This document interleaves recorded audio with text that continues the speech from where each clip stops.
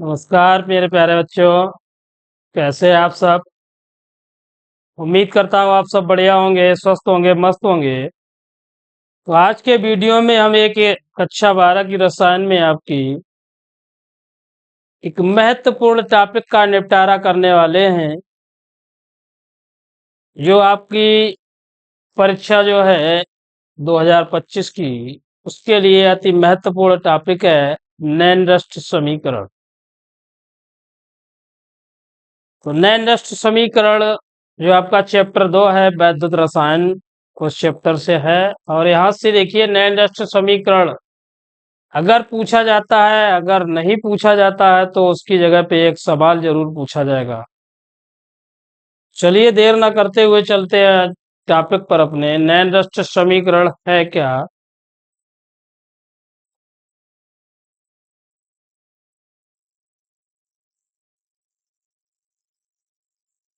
नैनरस्ट समीकरण। नैनरस्ट समीकरण जानने से पहले हमें एक सेल के बारे में जानना होगा। देखिए,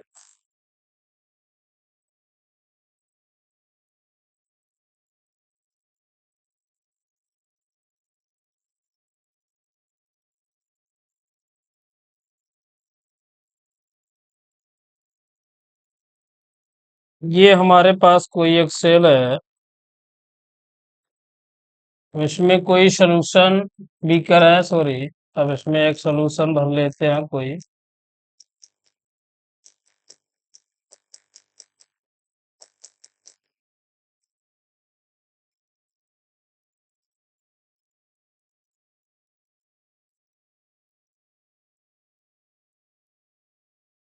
अब इसमें दो इलेक्ट्रोड,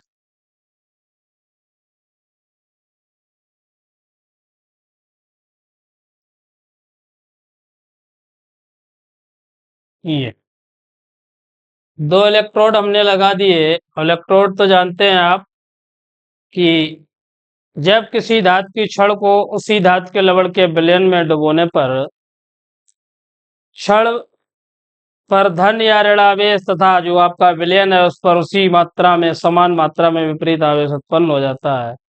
तो इस प्रकार की छड़ को हम क्या बोलेंगे? इलेक्ट्रोड। अब देखिए, एक इसमें दो इलेक्ट्रोड होते हैं, एक को हम बोलते हैं कैथोड और एक को बोलते हैं एनोड। तो हमेशा एनोड पर प्लस चार्ज रहता है और जो आपका कैथोड है उस पर माइनस चार्ज रहता है।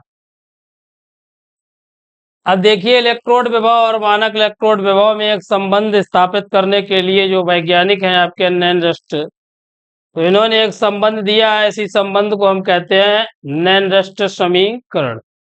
अब इलेक्ट्रोड विभव क्या है कि जब किसी धातु की छड़ को उसी धातु के लवण के विलयन में डुबोया जाता है, तो विलयन और धातु के मध्य जो विभव का अंतर है उसी को हम बोलते हैं इलेक्ट्रोड विभव। इसी प्रकार आपका जो मानक इलेक्ट्रोड विभव होता है, तो उसमें एक कंडीशन लग जाती है कि जो विलयन होगा वो 1 मोलर सांद्रता होगा और टेम्परेचर जो होगा वो आपका 25 डिग्री सेल्सियस। तो इस प्रकार के विभव को बोला जाता है मानक इलेक्ट्रोड विभव। इलेक्ट्रोड विभव को हम ई से प्रदर्शित करते हैं, और जो मानक इलेक्ट्रोड विभव है आपका,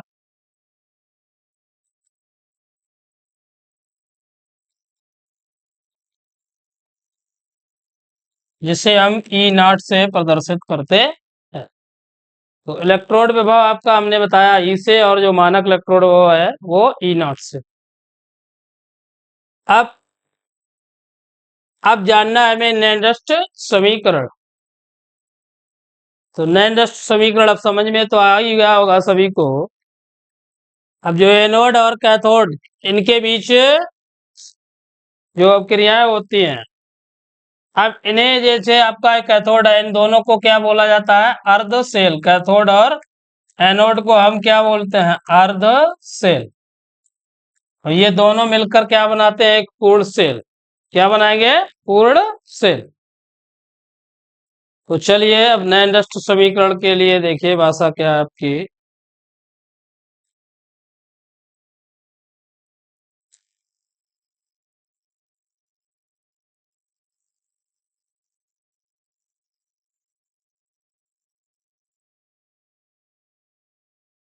देखिए जो वैज्ञानिक थे आपके नैन रस्ट, तो नैन रस्ट ने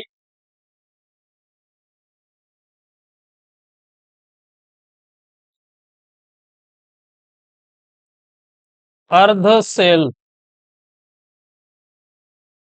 अर्ध सेल अभी आपको समझाया हमने एक अर्ध सेल क्या है आपके। तो अर्ध सेल का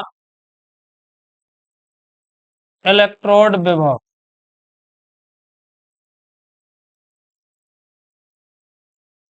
ज्ञात करने के लिए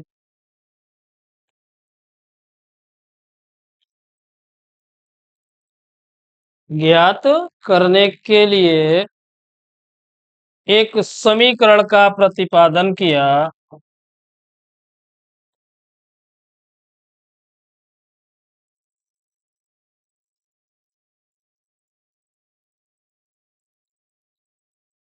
जिसे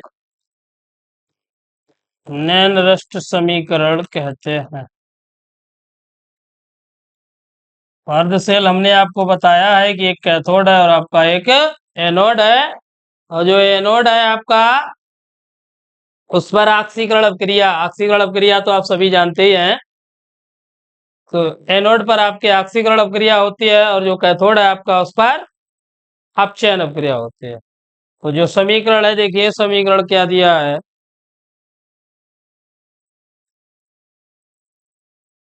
तो किसी धातु के लिए अपक्रिया आपकी देखते हैं, किसी धातु के लिए m equal to m n plus plus number of electron.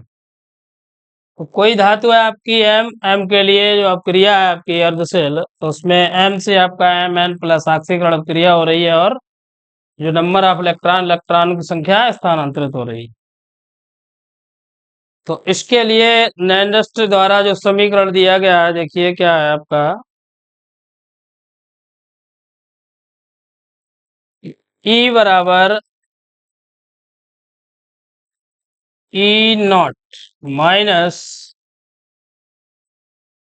RT upon NF log base E और M अपान MN प्लस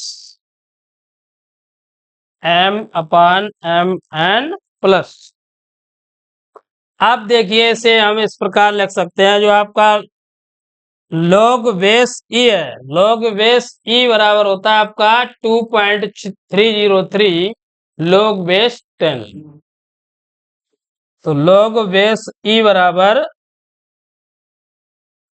इधर हम रेज किए देते हैं इसे, क्योंकि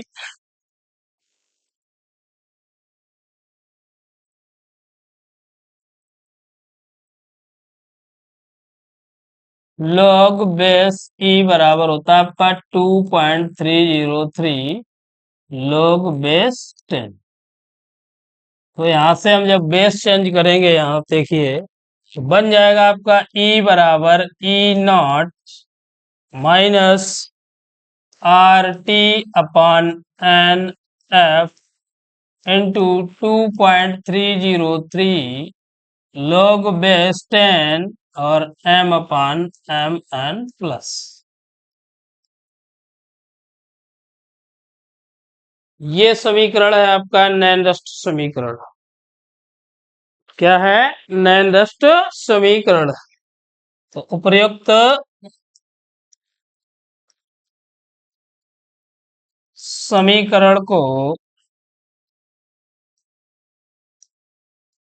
नैनडस्ट समीकरण कहते हैं। नैनडस्ट समीकरण कहते हैं। आप देखिए जो भी प्रतीक है आपके यहाँ पर ई है, ई नॉट है, आर टी और एन है, एफ है, तो इन सभी के बारे में अब जानेंगे हम। तो जहां देखिए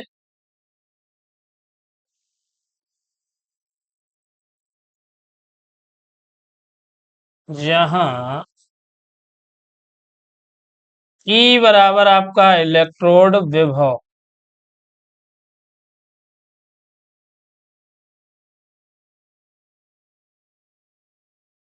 ई नॉट बराबर हो जाएगा आपका मानक इलेक्ट्रोड विभव।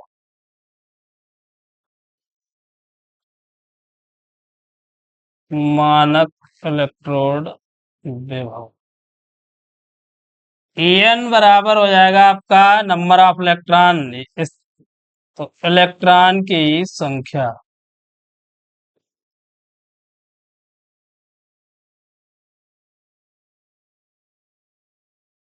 इलेक्ट्रॉन की संख्या। अब R बराबर आपका गैस स्थिरांक होता है, कैपिटल R इक्वल टू गैस स्थिरांक, और जिसका मान आप सभी कक्षा 11 में भी पढ़ चुके हैं कि 8.314, 8.314 जूल प्रति केल्विन और मोल। तो आर का मान 8.314 जूल प्रति केल्विन मोल। टी बराबर आपका परम ताप होता है, अभी बताया था आपको, परम ताप। अब परम ताप क्या है, जो 25 डिग्री सेल्सियस है, तो 273 प्लस 25 बराबर हो जाएगा आपका 298 केल्विन। तो टी जो परम ताप है आपका वो कितना है, 298 केल्विन। अब बचा है आपका एफ, तो एफ बराबर होता है आपका फैराडे संख्या, फैराडे संख्या। तो कैपिटल एफ बराबर है आपकी फैराडे संख्या। तो फैराडे संख्या का मान 96,500 कूलम, 96,500 कूलम। तो सभी प्रतीकों के हमने अर्थ आपको बता दिए कि आपका इलेक्ट्रोड विभव ई नॉट मानक इलेक्ट्रोड विभव, एन बराबर नंबर ऑफ इलेक्ट्रॉन, इलेक्ट्रॉनों की संख्या, आर बराबर आपका गैस स्थिरांक जिसका मान 8.314 जूल प्रति केल्विन मोल, टी बराबर आपका परम ताप हो जाएगा, तो परम ताप आपका 298 केल्विन, एफ बराबर फैराडे संख्या कितनी है, 96,500 कूलम। फैराडे संख्या तो आप सभी ने निकाली होगी कि एवोगाद्रो संख्या गुणा इलेक्ट्रॉन पर आवेश बराबर होती है आपकी फैराडे संख्या। तो चलिए इसका स्क्रीनशॉट ले लीजिए जल्दी से, आगे देखते हैं आप। चल, तो नैन डस्ट के अनुसार, नैन डस्ट समीकरण के अनुसार, अब देखिए जो भी मान हमें दे रखे हैं उन सभी को इसी समीकरण में हम रखेंगे। तो E बराबर आपका, E बराबर E नॉट माइनस 2.303 और R का मान आपका है 8.314, और जो RT लिखा है तो T का मान अभी आपको बताया है 298 अपान, N का मान आपका N ही रहेगा, इलेक्ट्रॉन की संख्या, और जो F है आपका 96,500 कूलम। कितना है, 96,500 कूलम।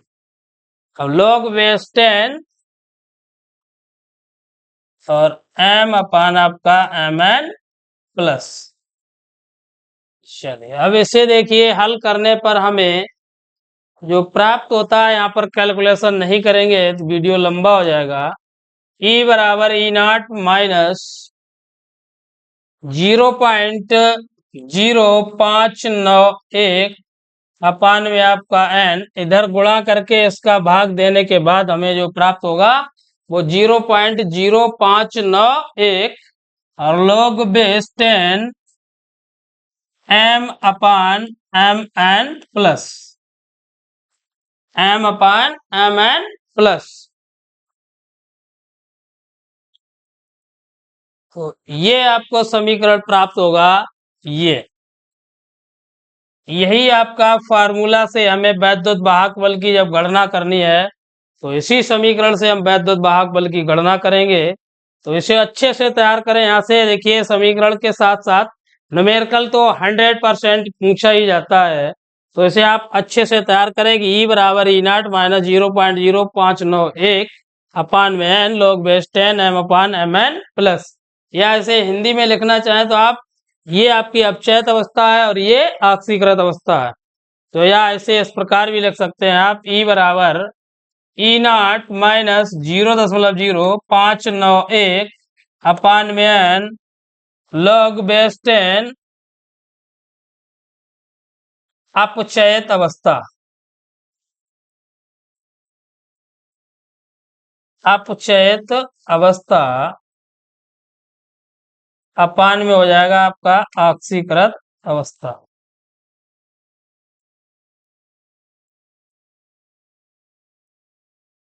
ऑक्सीकृत अवस्था, तो ये फार्मूला वही है सेम, बस हिंदी में आपको लिख दिया कि अपचयित अवस्था और आपकी ऑक्सीकृत अवस्था। तो कर लीजिए इसे नोट, अच्छे से तैयार करना है इसे।